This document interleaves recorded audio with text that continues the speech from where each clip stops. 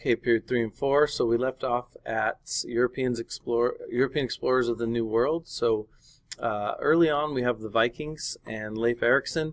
We don't focus too much on the Vikings. The Vikings are a group that did settle in North America, and one of the reasons why we don't focus too much on them is they never really had permanent settlements. So that's an important element to understand about why there's not a bigger focus on the Vikings and their role. But it is important to note since they did come first. After that, of course, we're going to have the Spanish and the Portuguese. And with the Spanish and the Portuguese, we want to look at the motivations. It's very important in a lot of elements of U.S. history to understand that. One was the growth of the nation states, the consolidation of power by kings that allowed them to gain power. And one of the elements of power was gaining more prestige and wealth and establishing colonies. So nation states seeking that power. Technology, the new technology that existed, the astrolabe, the compass, the Prince Henry the Navigator in his school, and economic growth by practicing what we would refer to as the mercantile system. A lot of these nations would attempt economic growth by importing more than they export, and we'll talk more about mercantilism as we go through.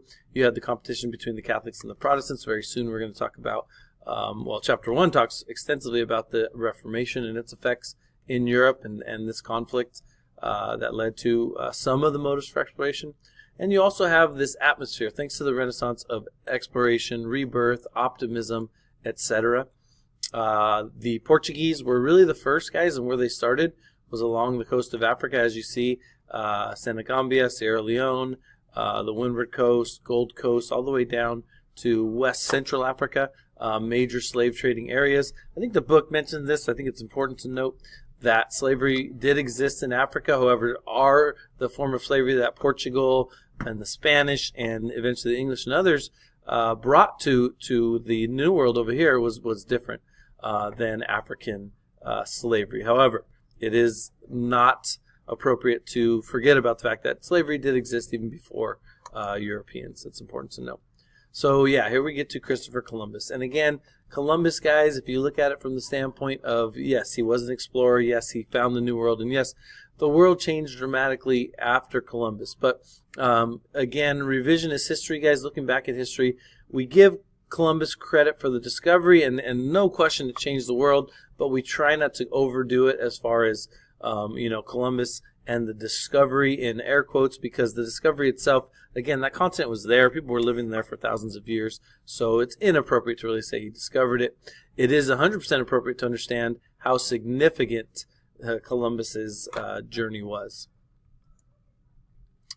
After Columbus, what you have is a very important element to history is this notion of the Treaty of Tordesillas. And notice this line, guys. This curved line of longitude, okay, and that's basically because the Earth is round, right? And what you have here is essentially Spanish dominion on this side, Portuguese dominion on this side, and remember, the Portuguese were interested on this side because of their extensive slave trade here, and that is why in eastern Brazil you have a huge Portuguese influence, very important. So the Treaty of Tordesillas essentially divided the earth in between the Spanish and the Portuguese. Now later on, obviously this will be contested by other nations, but it is significant in this time period because it led to Portuguese dominance in Brazil and Spanish dominance mainly in this area, but really throughout North and South America in the 1500s, which we call the 16th century. Important to be well aware of that. Okay, so with the Spanish conquistadores, what you have is, and we'll see if this clicker is going to allow me to click. Let me get off the pen. Oops.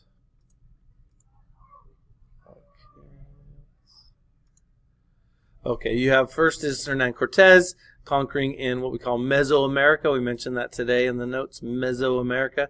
Really, it's modern-day Mexico and parts of Central and South America, but Cortez's conquest is here, conquering the Aztecs. Pizarro is going to be in South America, the Incas, down south of this map where it exists.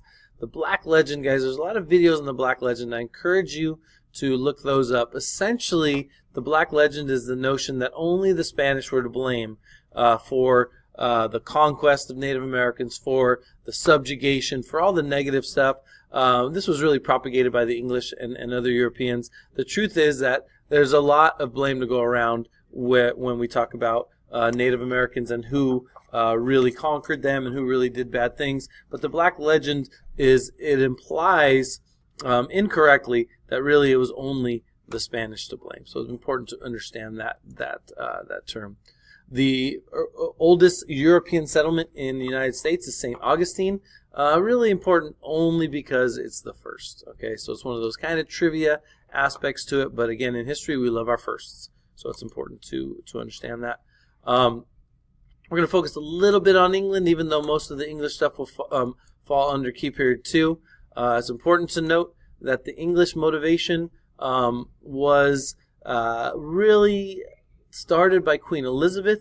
Okay, Queen Elizabeth and her motivation of explorers and people like Sir Walter Raleigh, Francis Scott Drake, and others. And peace with Spain certainly played a role in that. Okay, so it's important to note, guys, the defeat of the Spanish Armada. Okay, that's an important trigger point. The Spanish Armada in how come my brain is having a fart? But I think it's 1590 something. It's right at the end of the 16th century. Population growth also led to people wanting to move because of overcrowding, and the I guess you could say the spirit of this age of waiting for while hearing of Spanish exploration. You had unemployment, you had farmland, you had people who wanted simply adventure. Okay, some wanted those new markets and to profit. Okay, we're going to talk about something called a joint stock colony. Okay, a joint stock colony is how a lot of colonies were started. They were started to make profit, almost like corporations. Okay, we'll talk about the Puritans and their need for religious freedom, and some it was just simply social change because the environment in England had gotten to the point where many were looking for a change in a different environment. And look at that. There it is, joint stock companies, what I just talked about. Economic means, the investment. And many of the joint stock colonies, like the first colony, Jamestown, they focused a lot on gaining wealth, searching for gold and things of that nature. There it is, 1588. 1590 something I said. I was wrong. 1588, and that goes to show you guys, you don't need to know dates per se. If you miss a date, it's okay, but the important thing is to not miss the cause and effect relationships. Knowing the Spanish Armada led and played a role in eventually English exploration. Sorry, I'm a little clumsy with this thing. English exploration, EE, is more important than knowing the exact dates of certain things, as long as you don't say the Spanish Armada was defeated after the foundation of Jamestown or something like that. Okay. Roanoke, the mysterious colony of Roanoke, 1585. Okay. Roanoke was a colony that was founded in I want to say Virginia, what would be Virginia, but I could be wrong on that one. But what happened with Roanoke, guys, is when the settlers landed and began to settle, basically the ship that dropped them off goes back to England, gets more supplies, and comes back. When they came back, the colony was gone. The only evidence they found was the word Croatoan written on, I believe, on a nearby island or on a nearby tree, and all the people were gone. There's a huge question mark as to what happened. Did they all die? Did they starve? Did Native Americans massacre them? Because there was no evidence. There's no bodies or blood or anything like that. Some argue that they were about to starve and they joined Native American tribes inland. But again, it's always going to be a mystery, the lost colony of Roanoke. So results of contact, guys. So for Amerindians, we talked about loss of life and the effects of disease, and that's super important. The impact on Amerindian culture, horses, cattle, swine, and firearms. These are things that throughout Key Period 1 and beyond are going to influence many tribes. The horse and the Apaches, cattle for many Native Americans, all these things that didn't exist in North America that were brought by the Europeans. Very important to understand that. For the Europeans, you have the establishment of these global empires. You have, this will spark a race for colonization between these ones, and the major players are going to be the Spanish in North America, the Spanish, the English, and the French. And we'll talk about the French partially in this key period, but more in key period 2 and beyond.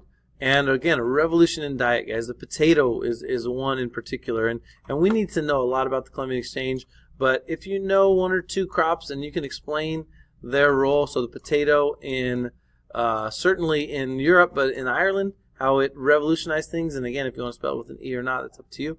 Potato. Again, here is a brief list of some of the plants taken to Europe. Okay, there you see corn is big on the list. It's bolded. Certainly beans, tomatoes didn't exist there, and of course for the Irish and other Europeans, the white potato, very important. And now we have old world plants brought to America: beets, carrots, cucumbers, apples, some pretty good fruits there. Lemons, interestingly enough. I'm not a big fan of olives, so we'll leave it at that. Let's see. Relationships between Europeans and Amerindians. I'm going to go ahead. I think, let me look. Let me see where we're at. Yes, I'm going to stop here, and I'm going to do another 15-minute chunk tomorrow night for you guys. This will be the end, guys, of you can say, I guess, in class was part 1.